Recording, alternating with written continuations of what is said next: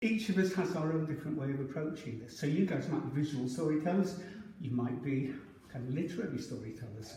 You might use words entirely, you might write everything out in advance and then learn the lines and then start to adapt from that. There's lots of different ways this can happen. I don't do any of that, it's all images, I all see pictures. But it's all about that mix of, for me, the visual side of storytelling. I first saw these used in the Appalachian Mountains. They would use them, for telling stories, but also singing songs. And I paint, because I'm a painter, so I can paint mine. They used to make these with leftover bits from the quilts, textile. So they would make textile scrolls, and then they would place them inside the cranky box, exactly like I'm doing now, but this would be textile.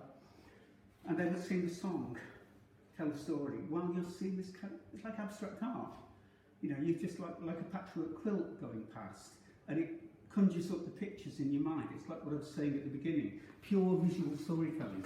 It wasn't telling you exactly what to think, it was just giving you colours, shapes, imagination. Very short story, but listen while I'm telling you this. I'm not going to use many words. You fill in the gaps in the words with the pictures, but also with the pictures or the words you're going to hear in your own heads, okay? Because you will hear each of you will hear something very different.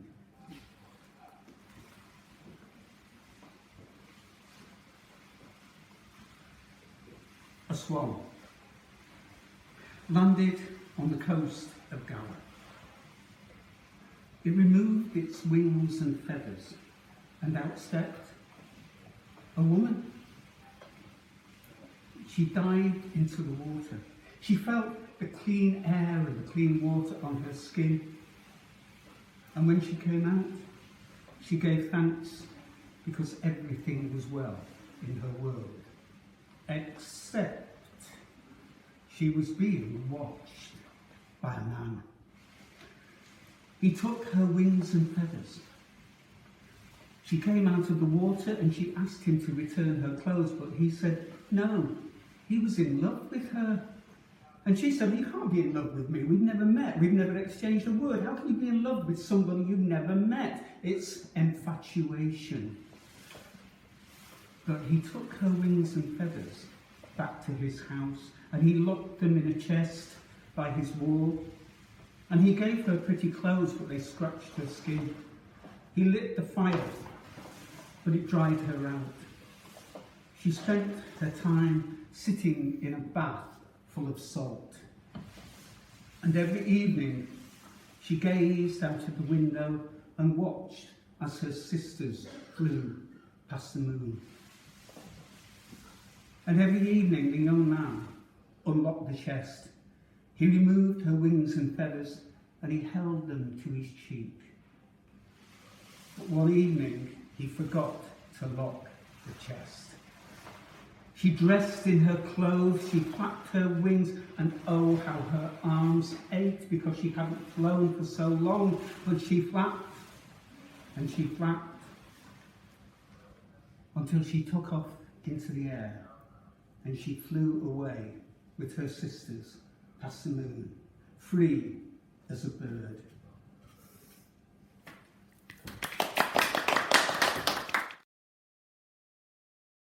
Now have a look at this.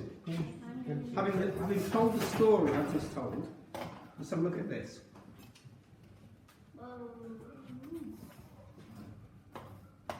That's a mini version. It's tiny. No words. It's the same story, isn't it? Yeah. But this is the bit in between. This is the bit I didn't use any words about. This is, she can go the other way. It's when she flies in to the coast of Gower. She removes her wings and feathers and outsteps woman. So what you're seeing here are the ideas between the words. These are the bits you don't necessarily, it's very difficult to explain that in words, but you can draw it. And we call this transformation. It's the moment when you move from one state to another. If you could be something else, what would it be?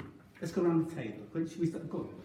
If you could be somebody else or something else, might be an animal, might be a thing, might be a cup, might be a pencil, might be a dog. Probably a swan.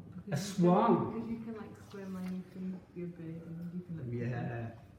And isn't that interesting that this is a really old story, but it keys into something really important within us, that we all have that sense of flying free as a bird, don't we? We can't fly. We have to get in planes to fly. We can't do it. You got Nadia?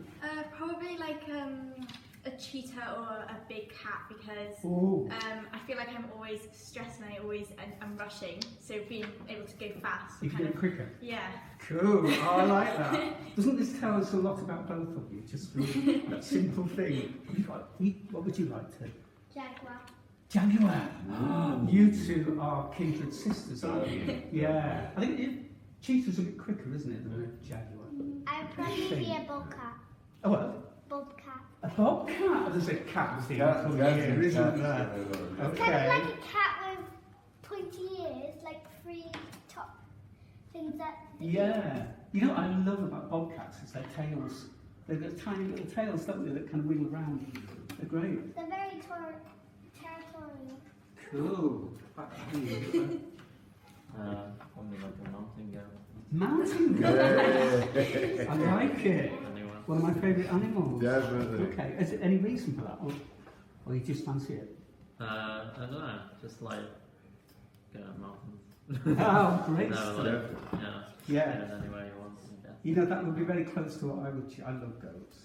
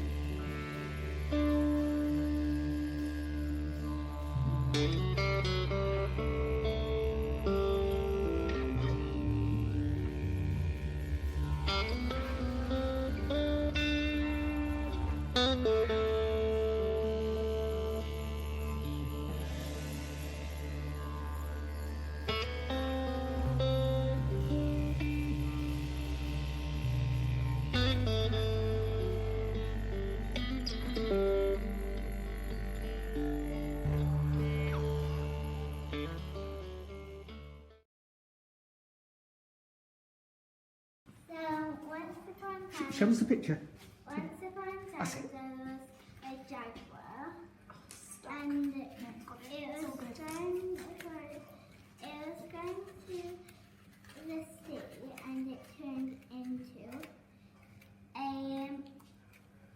half jaguar, half person, and it turned into a normal person, but someone was watching.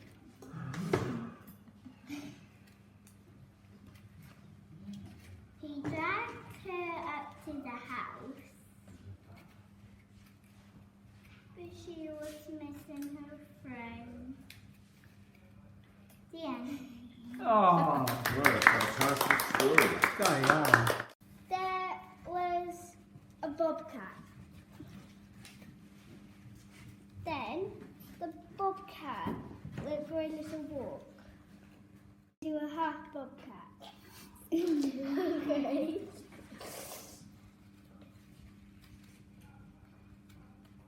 Then its tail went, and its ears flopped down.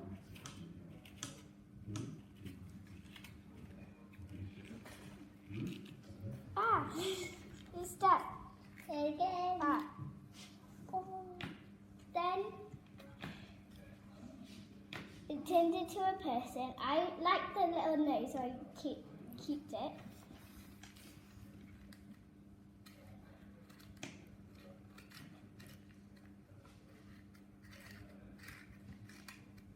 But then someone was watching her. I think I broke it.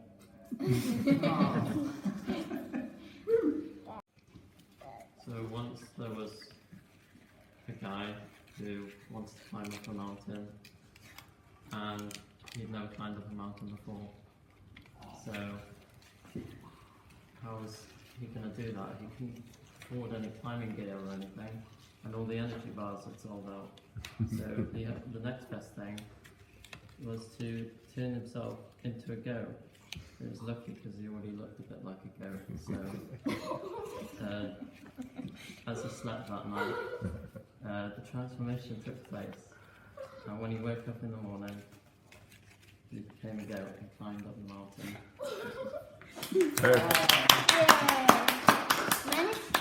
Okay, once upon a time there was a swan, and this one's favourite thing to do was to fly with all of his sisters. They'd fly in like a big pack of swans, and she loved flying. She loved the way the wind felt in her feathers and the sun was warm and all the clouds were fluffy. And as she flew, she looked down along as she flew, and she saw the human world, and the idea of being part of the human world was something that fascinated her. Experiencing a world that was so different from her own was just like amazing, and she always thought about what it would be like to be a human as she was flying. And not long after that, it was her birthday, and her sister Swan said, "What would you like for your birthday?" And she said, "I don't know." She thought, well, what would I like? And eventually she remembered that she'd seen the human world many times and it was amazing, and she thought the only thing I'd ever like to do is to go and experience that for a day. So her sister took her to the wish pool, and the wish pool is the most amazing place ever. It's really, really blue and clear, and you can go there and swim around and make a wish. So the swan and his sister went there and they were swimming around, and the swan was wishing, "I really, really want to be part of the human world, even if it's just for one day." And as the swan was flying back from the pool, all of her feathers were falling off as she was flying, and she felt like a tingling, and all of a sudden she had legs and she could move her legs, and she was like, "I'm going to become a human." And by the time she had reached the floor again, she was a human, and she got her wish, and she got to be a human for a day in the human world.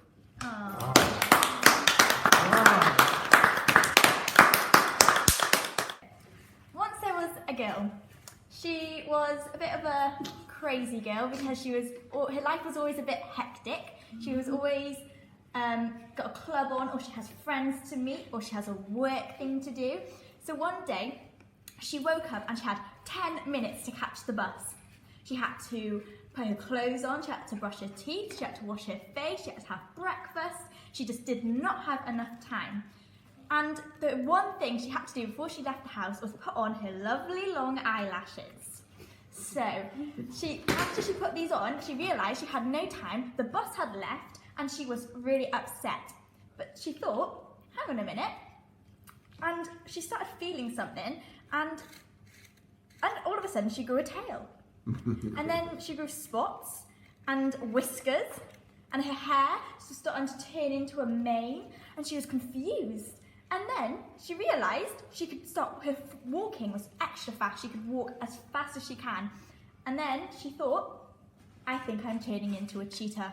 So as she starts running, she starts becoming an actual cheetah and gets to school an hour early.